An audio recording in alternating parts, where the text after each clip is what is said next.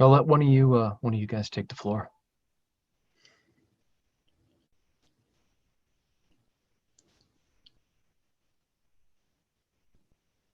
My word, my words fail me.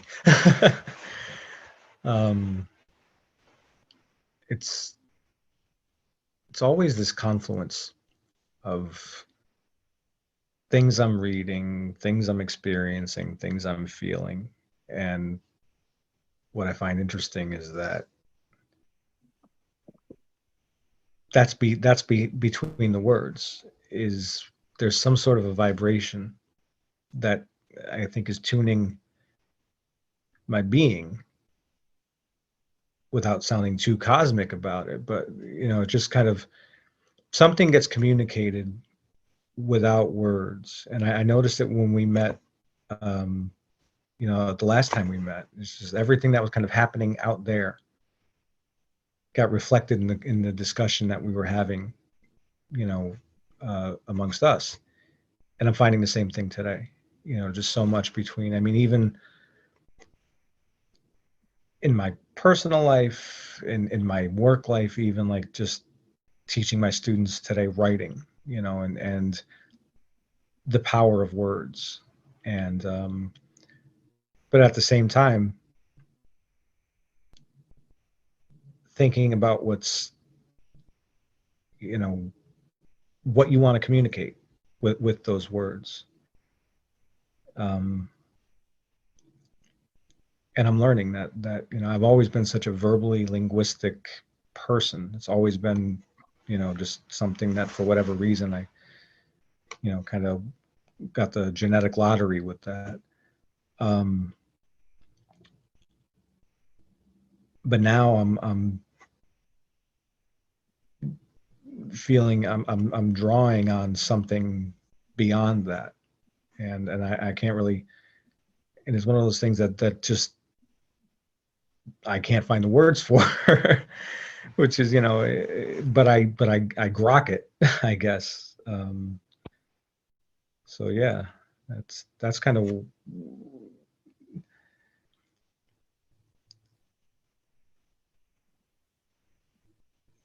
ineffable. It's just kind of like embracing the ineffable. And I can't F it right now. It's not effable, but just kind of. But I know it's good, and just trying to, in those moments of discomfort and those moments of difficulty, pulling back to that observer, and just trying to get in touch with that, to kind of knock things into perspective.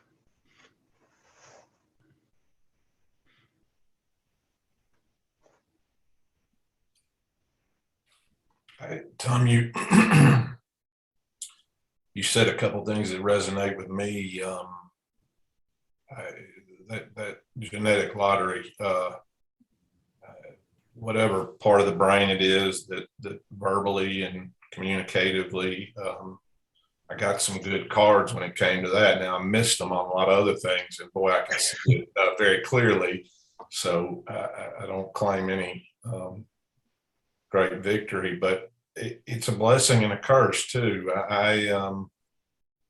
You do it, I do it for a living, and learning how to use your words effectively, and sometimes in what I do persuasively, it becomes a real part of who you are and how you're spending a lot of hours in your day. And to step back from that and recognize that there's a whole existence and kind of even a way of communicating beyond all that. It's easy to get lost particularly when you're fairly skillful at using your words. So there's a paradox there, I think. It amazes me. Language, on the one hand, it's incredibly powerful, and the kind of concepts and things that we can put into words, and we've never met, and yet you and I understand what we're talking about with this use of just sounds that come out of our mouths. But on the other hand, I think it's all relative. it's still a real approximation. When I say something with words or communicate something, yeah, you get the gist of it. Particularly smart guy or very well-versed guy, you get the gist of it, but a lot of it is nuance that just words can't get there. So I've kind of, again, not claiming any victory, but I've at least come to recognize that it is just an approximation, and there's a whole lot more going on there than just the words. I think maybe, Jeff, that's kind of what I get from when you talk about the space between the words, the meaning that's there. At least that's what I hear a little bit. Yeah, absolutely. Yeah. It's just that word ineffable kind of sums it up. It's not only that it's difficult to verbalize what we're all feeling in detail, but it becomes even more convoluted when we are trying to communicate about deeper emotional and spiritual and energetic or psychic types of experiences. It becomes even more tricky. And to the point where, like, you realize that will forever actually be a mystery. It will forever be only something that you're experiencing, that you can, in vague terms only, communicate to another. You can only kind of like trust. And I've learned this, and I've grown into this slowly in my spiritual process, that the wisdom of this body is equal to the wisdom of in this instance, to the bodies that I'm speaking to and I'm speaking with. That the wisdom of your bodies hears the wisdom of my body, and that is also what is meant by the space between the words. That includes the body. What is it, the space? It's not just empty silence. It's the felt bodily space of silence. It's the presence of being in the body and all that entails. It's hard to communicate. And again, you kind of get to this point where, like, aha, the teacher or the book is pointing to something using words, but what they're actually pointing to, no words can ever describe. You can tell me until you're blue in the face what it's like to ride a roller coaster, but until you get on the damn roller coaster. And spirituality is the same way. But what's really weird about spirituality is that we need each other to communicate with words in order to experience the roller coaster ride. Most of us do. I did. I needed the words. I needed the words to kind of say, you're welcome. Here it is. Here it is. I needed the words to tell me, Jeff, you're wrong. Jeff, beautiful job done. Jeff, it is a safe space here. You can cry. Jeff, you're being an asshole. Jeff, you're being brilliant.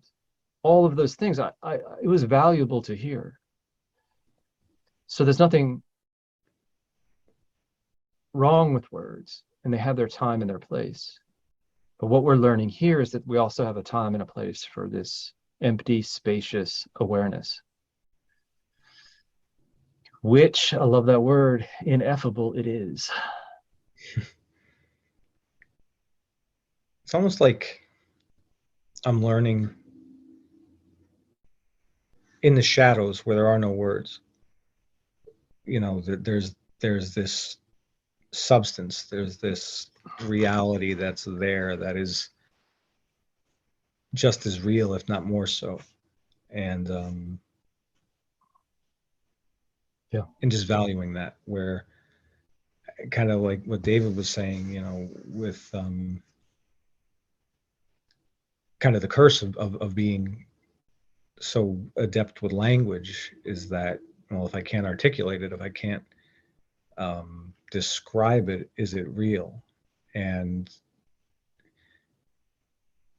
now it's more like being okay with the ineffable, being okay with the fact that there's just things that I will never be able to describe, but I'm experiencing. And it has this like reciprocal,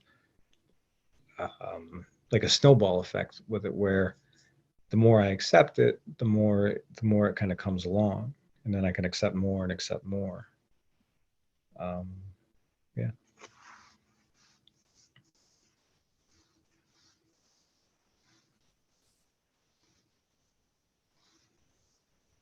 It's really about kind of just accepting more and more of nothing. It's like, how do you get comfortable with nothing? How do you get comfortable with emptiness? How do you get comfortable with no self? And I have found that process is a washing machine. I wrote about it today. Sometimes it feels really good, and sometimes it doesn't feel good at all. And sometimes you're like, damn it, where's the peace? Where's the quiet? I want that to be here now. And it just, it's not there.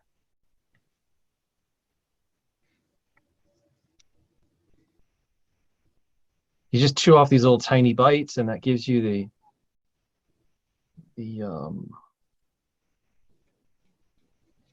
inspiration and impetus and forward momentum to keep going. And over time, those aha moments and those bits of intuition and inspiration get bigger, to the point where you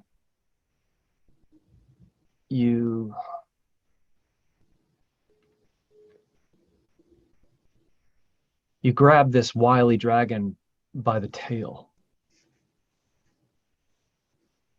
and you've been trying, didn't even believe in dragons in the beginning.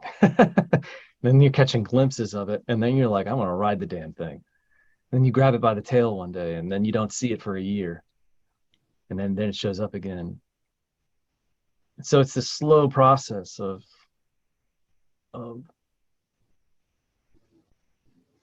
inviting it. It's a great quote.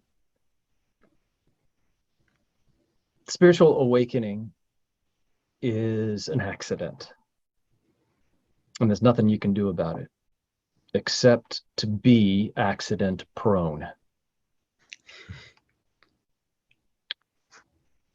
And I would say, I feel like I might have said this to one of you two recently. We talked about dragons before. I love that metaphor. Again, I wrote about it today. You can't ever really demand that the dragon show up, but you can taunt the dragon. You can kind of like yell and scream and, that kind of thing. So you do all of these things. You become accident prone. You taunt the dragon. All talking metaphors. All we're talking about is exactly this. Exactly what we're doing right now. You soak yourself in this space, and that lays the groundwork for more space. You say yes to this space, then awareness realizes, oh, I'm welcome here. And along with that, again, comes those parts of us that have been cut off from awareness, that have been wounded, lost, turned away, or that we're just plain ignorant of. And then they surface with a heavy emotion or with fear or whatever.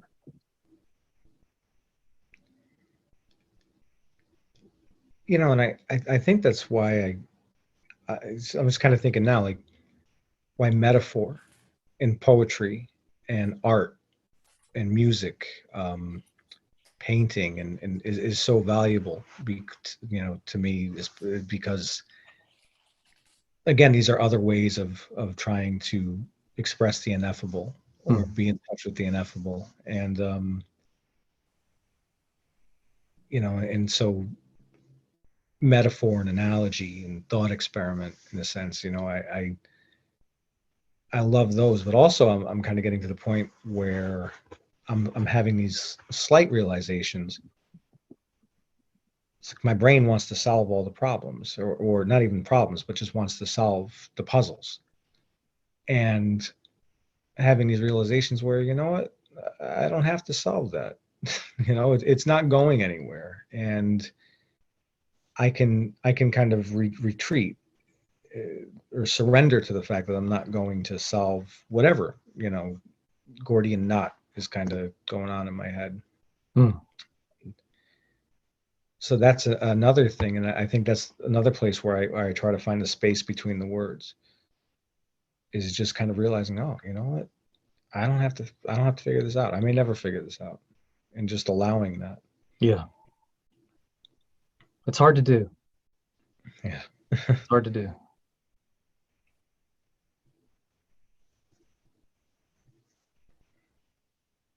So in this discussion, in this dropping in, let's see if we can feel into that part of us which there is some shadow, which there's some tension. May or may not be here, but if it is, feel it, feel into it, and notice it, and see if that has a voice.